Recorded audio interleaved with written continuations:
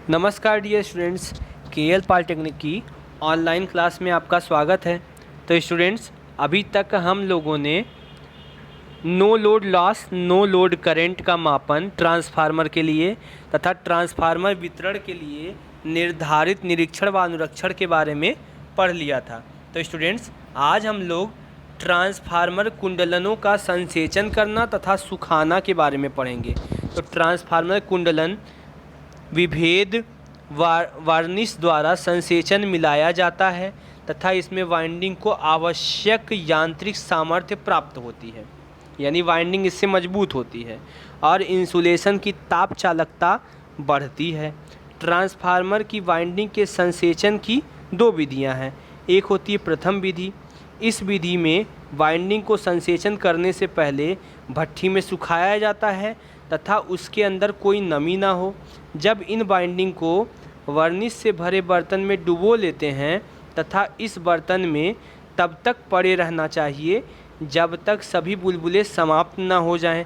अब बाइंडिंग को बाहर निकालकर बर्तन पर बने रैक पर 15-20 मिनट तक रख देते हैं ताकि आवश्यकता हो से अधिक वर्निश बाइंडिंग से निकलकर बर्तन में पहुंच जाए।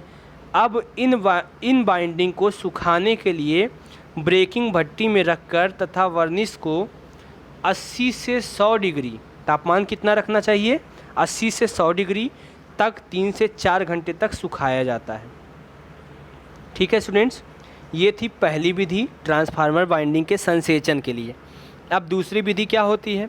इस विधि में बाइंडिंग को संसेचन प्लांट को निर्वात में वर्निश से संसेचन किया जाता है तथा संसेचन प्लांट में दो कक्ष होते हैं। पहला कक्ष वर्निश से भरी रहती है तथा दूसरा कक्ष बाइंडिंग को संसेचन करने के लिए रखा जाता है। इस प्रकार संसेचन कक्ष में बाइंडिंग को रखने से पहले भट्ठी में अच्छी तरह से सुखाया जाता है तथा इन बाइंडिंग को संसेचन कक्ष में रख देते हैं।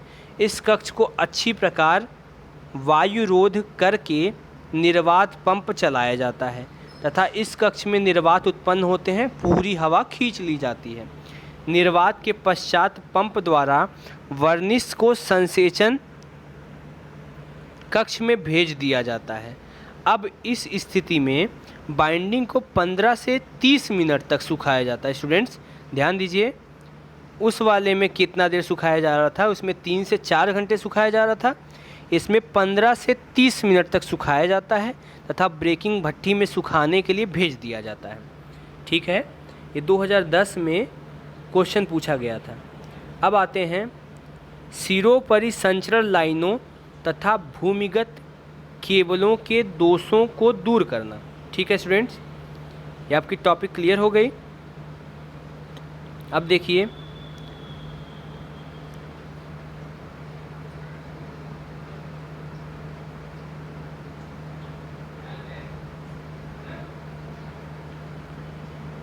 हाँ स्टूडेंट्स, एक मिनट, जूम हो जा रहा है थोड़ा।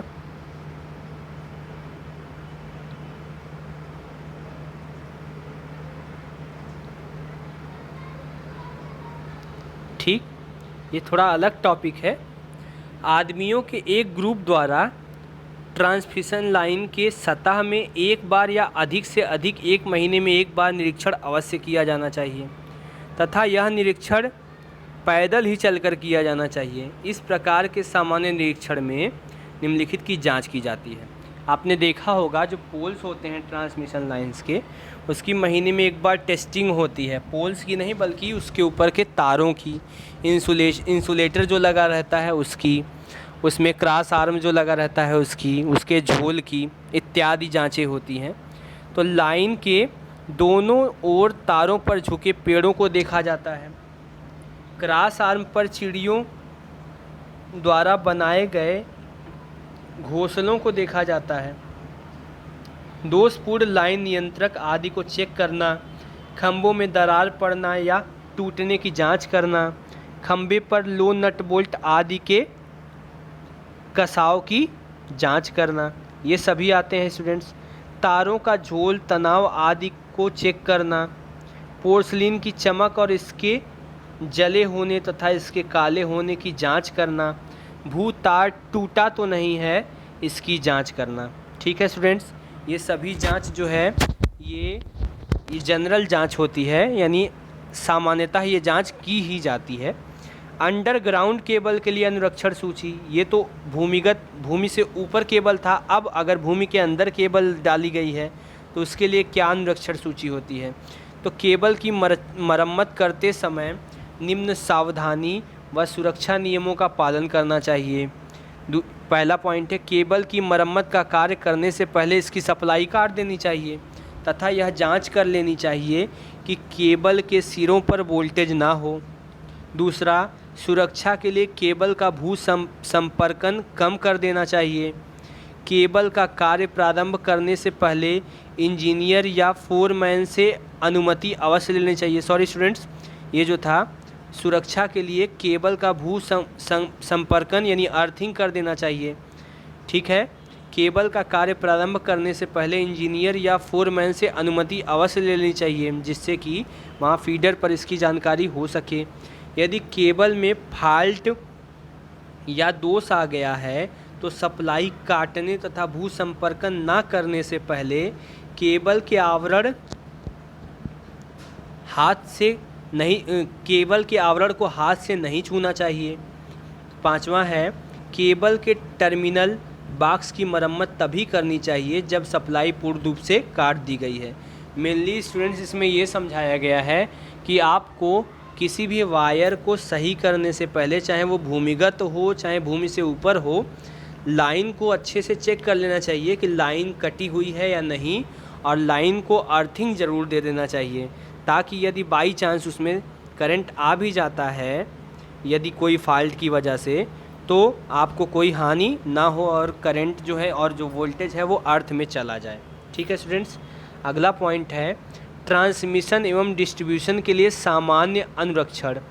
तो संचरण एवं वितरण लाइनों के सामान्य रखरखाव हेतु लाइनों का समय समय पर निरीक्षण किया जाता है, ताकि विद्युत सप्लाई में किसी प्रकार का फॉल्ट होने पर उसकी तुरंत आवश्यक मरम्मत की जा सके। ठीक है स्टूडेंट्स, अब इसमें कई सारे पॉइंट्स आते हैं, जैसे खंभों से संबंधित बात, खंभों का तिरछा होना या झुक जाना। दूसरा पॉइंट है क्रॉस आर्म का टेढ़ा होना। तीसरा पॉइंट है खंभों के नींव के पास भूमि का धंस जाना। चौथा पॉइंट है खंभे में लगे नट बोल्ट का ढीला होना। ठीक है, अब अगला पॉइंट बन रहा है चालक तथा भूतार से संबंधित बातें। चालक में पतंगें, उनकी डोर तथा अन्य वस्तुओं का फंसा होना, चालक में कम या अधिक झोल का होना, बंधक तार को ढीला होना। ठीक है स्टूडेंट्स, कंडक्टर की लड़ें इंगित नहीं है, इसकी जांच करना। ठीक है ना। अब देखिए, चालक का झोल अधिक रहेगा तो यदि आधी या फिर बारिश होगी या आंधी आएगी या हवा तेज़ चलेगी तो दो तारों का लघु पतन होने के चांसेस बहुत अधिक होते हैं। ठीक है स्टूडेंट्स, इंसुलेटर से संबंधित बातें। इंसुलेटर की पोर्सलेन टूटी तो नहीं है, इंसुलेटर की पोर्सलेन की चमक ठीक है या नहीं, इंसुलेटर एवं उसकी फिटिंग का सस्ता होना व टेढ़ा होना। ठीक है, ये सभी जांचें करी जाती हैं। अब सिरोपरि लाइन का वार्षिक ओवरहाल, कम से कम वर्ष में एक बार उपभोक्ता को पूर्व सूचित करके लाइन को बंद करके या शटडाउन लेकर इसका ओवरहालिंग करना चाहिए। अतः लाइन के ओवरहालिंग के लिए निम्नलिखित कार्य किए जाते हैं। ठीक है, पहला पॉइंट है टूटे हुए या लचके हुए इंसुलेटर को बदल देना चाहिए, ज़रूरी है ये। दूसरा है जंग लगे लोहे व धातु को पेंट करना चाहिए। चालक तारों का झोल, तनाव तथा इसके मध्य अंतराल को मापना तथा उसे ठीक करना चाहिए। लाइन पर झुकी पेड़ या डाली को हटा देना चाहिए। स्टे वायर को कसना चाहिए तथा झुके हुए खंभे को सीधा कर देना चाहिए। अर्थिंग का प्रतिरोध को मापन करना चाहिए। लाइन पर लगी नियंत्रण उपकरणों की जांच करनी चाहिए। ठीक है स्टूडेंट्स, ये सभी पॉइंट्स जो हैं ये सिरोपरि लाइन की वार्षिक ओवरहाल में आते हैं। ठीक है, अब हम लोग समझते हैं अंडरग्राउंड केबल एवं दोष। तो विद्युत शक्ति के संचरण एवं वितरण हेतु दोनों में ही भूमिगत केबल प्रयोग किए जाते हैं। शहरों एवं कस्बों प्राइमरी डिस्ट्रीब्यूशन साधारण ही अंडरग्राउंड केबल द्वारा किए जाते हैं। केबल में निम्नलिखित प्रकार के दोष होते हैं। पहला होता है ओपन सर्किट फॉल्ट। नाम से ही क्लियर है, अधिक दाब या तनाव या तीव्र मोड़ के कारण केबल के चालक के टूट जाने से अथवा तापमान अधिक लेने के कारण केबल चालक का खुल जाना ही ओपन सर्किट फॉल्ट कहलाता है। इससे पावर रुक जाती है। शॉर्ट सर्किट फॉल्ट, यह दोष दो केबल अथवा बहुक्रोड केबल में चालकों के बीच स्थित इंसुलेशन पदार्थ के खराब होने के कारण अथवा चालकों के परस्पर जुड़ जाने से यह दोष उत्पन्न हो जाता है। अर्थ फॉल्ट, यानी कोई एक चालक तार खुल करके अर्थिंग से मिल जाए, इससे धारा हानि हो जाती है, उसे हम लोग क्या बोलते हैं? अर्थ फॉल्ट बोलते हैं। केबल में प्रदोष की विकृति का पता लगाना, अर्थ फॉल्ट की पहचान। स्टूडेंट्स, ये सारा वीडियो जो है, ये सारा फिगर और इसके बारे में मैटर आपको पहले समझा दिया गया है।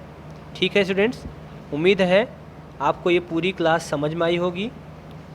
इसके बाद अगला वीडियो आपको जल्द ही मिलेगा इसके आगे के मैटर के रूप में।